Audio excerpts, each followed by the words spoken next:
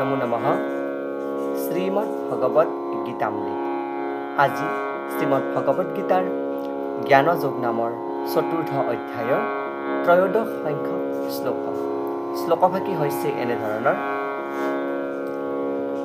চাতুৰ্বৰ্ণং ময়া সৃষ্টং গুণকৰ্ম বিভাগশঃ তস্য কৰ্তাৰমপি মাং বিদ্যা কৰ্তাৰমব্যয়ম।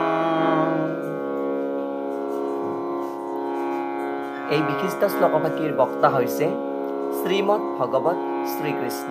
শ্লোকভাগীৰ অসমীয়া অৰ্থ হৈছে এনেধৰণৰ: জড় প্ৰকৃতিৰ তিনিটা গুণ আৰু সেই গুণ অনুসাৰে কৰা কৰ্মৰ ভিত্তিতেই মই মানৱ সমাজৰ চাৰিটা বৰ্ণৰ সৃষ্টি কৰিছোঁ। যদিও এই বৰ্ণ বিভাগৰ ময়েই সৃষ্টি কৰোঁতা, তথাপি এই কথা জানিব যে মই কৰ্ম নকৰোঁ আৰু মোৰ কোনো পৰিৱৰ্তন নহয়।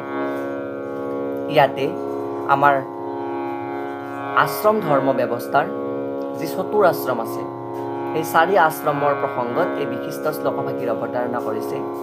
প্ৰসংগক্ৰমে ভগৱানে প্ৰতিটো বস্তুৰে সৃষ্টিকৰ্তা বুলি আমি সকলোৱে জানো। তেওঁৰ পৰাই সকলো বস্তুৰেই যে উদ্ভৱ হয়, সকলো বস্তু তেওঁৰেই ৰক্ষা কৰে আৰু প্ৰলয়ৰ শেষত সকলো বস্তু তেওঁতেই লীন হয়, যে সেই কথাও ইয়াতে উল্লেখ কৰিছে।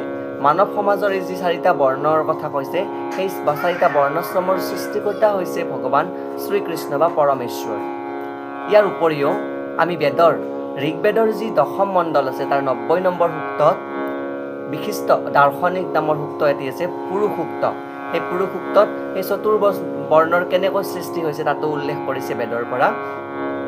তাত বেদ পুৰুষৰ বা পুৰুষৰ যি চতুৰ অংগ, সেই চতুৰ অংগৰ পৰা চাৰি আশ্ৰমৰ সৃষ্টি হোৱা বুলি ইয়াতে উল্লেখ কৰিছে, বা চাৰি বৰ্ণৰ সৃষ্টি হোৱা বুলি উল্লেখ কৰিছে। সেই চাৰি বৰ্ণ সৃষ্টি হোৱাৰ প্ৰসংগত উল্লেখ কৰিছে যে পুৰুষৰ, বেদ পুৰুষৰ যি মুখ আছে, সেই মুখৰ পৰা ব্ৰাহ্মণৰ সৃষ্টি হৈছে, বাহুৰ পৰা বৈশ্যৰ সৃষ্টি হৈছে, ক্ষত্ৰিয়ৰ সৃষ্টি হৈছে, বাহুৰ পৰা ক্ষত্ৰিয়ৰ সৃষ্টি হৈছে। তাৰপিছত উৰুৰ পৰা সৃষ্টি হৈছে বৈশ্যৰ, আৰু পাদৰ পৰা সৃষ্টি হৈছে শূদ্ৰৰ।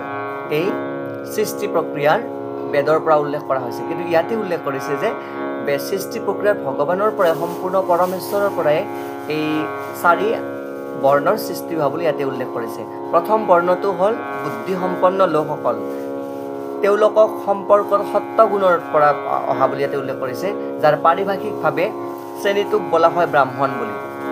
দ্বিতীয়টো হ'ল শাসক শ্ৰেণী, পাৰিভাষিকতে এই শ্ৰেণীটো বোলা হয় ক্ষত্ৰিয় বুলি। আৰু তৃতীয় হৈছে ৰজগুণৰ লগত জড়িত। তৃতীয়টো হ'ল ব্যৱসায়ী শ্ৰেণী, মানে যি ক্ষত্ৰিয় গুণ, সেই ক্ষত্ৰিয় গুণটো ইয়াতে উল্লেখ কৰা অনুসৰি যি দ্বিতীয়টো বৰ্ণাশ্ৰম আছে, দ্বিতীয় বৰ্ণাশ্ৰমৰ ভিতৰত এই বৰ্ণৰ যি ক্ষত্ৰিয় ধৰ্ম, সেই ক্ষত্ৰিয় ধৰ্মৰ লগত জড়িত গুণটো হৈছে ৰজগুণ। অৰ্থাৎ ভগৱানে উল্লেখ কৰা যি সত্য, ৰজ, তম গুণ, এই তিনিটা গুণৰ সংমিশ্ৰণতে এই চাৰি বৰ্ণৰ সৃষ্টি হোৱা বুলি ভগৱানৰ পৰা ইয়াতে উল্লেখ কৰিছে। তাৰ পিছত আহিছে তৃতীয়টো আশ্ৰম হৈছে, বা তৃতীয়টো বৰ্ণ হৈছে ব্যৱসায় শ্ৰেণী। এই ব্যৱসায় শ্ৰেণীটোৰ বৈশ্য বুলি ইয়াতে উল্লেখ কৰিছে।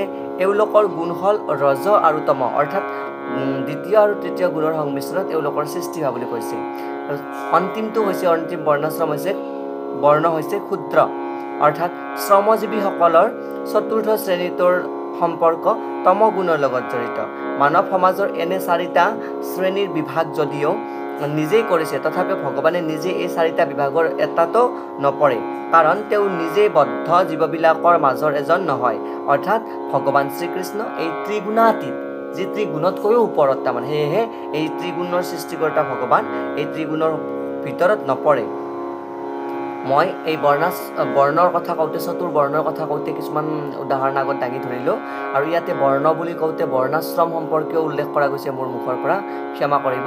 কাৰণ বৰ্ণ বুলি কোৱাৰ লগে লগে আমাৰ চতুৰ বৰ্ণ ব্ৰাহ্মণ ক্ষত্ৰিয় বৈশ্য শূদ্ৰ আৰু চতুৰ আশ্ৰম বুলি কোৱাৰ লগে লগে ব্ৰহ্মচৰ্য গাৰ্হস্থ্য বানপ্ৰস্থ আৰু সন্ন্যাস কোনেও ভুল নধৰিব তাৰপিছত ইয়াতে উল্লেখ কৰা অনুসৰি কিছুমান কথা লিখা আছে যে প্ৰকৃতিৰ বিভিন্ন গুণসমূহৰ যি জীৱনৰ লক্ষণ কেনেদৰে ধৰা হয় সেই কথা এই গ্ৰন্থৰ অষ্টাদশ অধ্যায় অৰ্থাৎ শ্ৰীমদ ভগৱত গীতাৰ অষ্টাদশ যি অধ্যায় আছে অন্তিম অধ্যায় তাতে উল্লেখ কৰিছে যে কৃষ্ণ ভাৱনা সম্পন্ন মানুহ এজন কিন্তু ব্ৰাহ্মণতকৈও ওপৰত অৰ্থাৎ যি ব্ৰাহ্মণতকৈ ওপৰত কোনগৰাকী ব্যক্তি যাৰ কৃষ্ণ ভাৱনা সম্পন্ন আছে তেওঁ ব্ৰাহ্মণতকৈ ওপৰত যদিও গুণ অনুসাৰে ব্ৰাহ্মণসকলে ব্ৰহ্মক বা পৰম সত্যক জানিব লাগে কিন্তু তথাপিও তেওঁলোকৰ বেছিভাগেই কেৱল ভগৱান কৃষ্ণৰ নিৰ্বিশেষ ব্ৰহ্মজ্যোতিতহে আকৃষ্ট হয় কিন্তু যিজনে এই নিৰাকাৰ ব্ৰহ্মৰ স্তৰ অতিক্ৰম কৰি ভগৱান কৃষ্ণৰ সবিশেষ ৰূপটোৰে উপলব্ধি কৰিব পাৰে তেওঁ কৃষ্ণ ভাৱনা সম্পন্ন হৈ পৰে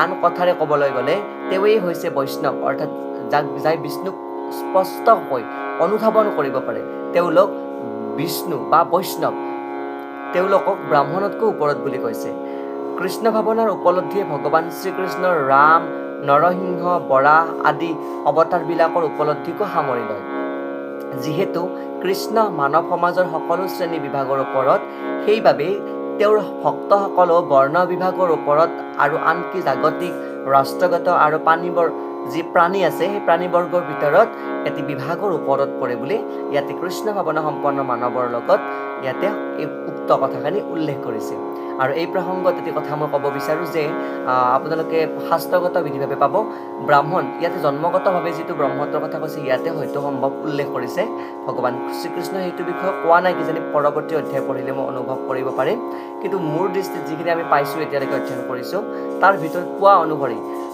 ব্ৰাহ্মণ গত্ৰত জন্ম লাভ কৰিলেই তেওঁ ব্ৰাহ্মণ হ'ব নোৱাৰে বা ক্ষত্ৰিয় বংশত জন্ম লাভ কৰিলেই তেওঁ ক্ষত্ৰিয় হ'ব নোৱাৰে বেদত বা শাস্ত্ৰত লিখা আছে ব্ৰহ্মবৈ ব্ৰাহ্মণন লগতে যাৰ ব্ৰহ্মত্ব আছে সিহেই ব্ৰাহ্মণ যি ব্ৰহ্মক উপলব্ধি কৰিব পাৰে তেওঁহে ব্ৰাহ্মণ ইয়াতে লিখিছে কৃষ্ণ ভাৱনা সম্পন্ন ব্যক্তি ব্ৰাহ্মণতকৈ ওপৰত যাৰ ক্ষত্ৰিয়ত্ব আছে যাৰ গাত বাহুত বল আছে ভুজাত বল আছে যি যুদ্ধ কৰিব পাৰে যাৰ ৰাজত্ব কৰা শক্তি আছে তেওঁ ক্ষত্ৰিয় বুলি কৈছে আৰু বৈশ্য যাৰ বাণিজ্য কৰাৰ কেপাচিটি আছে যাৰ শক্তি আছে বাণিজ্য কৰিব পাৰে বাণিজ্য বিদ্যাত তেওঁ সফল তেওঁক বৈশ্য বুলি কৈছে আৰু ক্ষুদ্ৰ বুলি কোৱাৰ লগে লগে যাৰ তাৰমানে বুদ্ধি কম যাই কষ্ট কৰিব পাৰে অধিক কিন্তু বুদ্ধি কম তেওঁলোকক অন্যৰ দ্বাৰা পৰিচালিত কৰিব লগা হয় তেওঁক ইয়াতে ক্ষুদ্ৰ বুলি কৈছে হয়তো ব্ৰাহ্মণ গোত্ৰত জন্ম লাভ কৰিলেও ক্ষুদ্ৰ হ'ব পাৰে ক্ষত্ৰিয় গোত্ৰত জন্ম লাভ কৰিও কোনোবাই ব্ৰাহ্মত্ব লাভ কৰিব পাৰে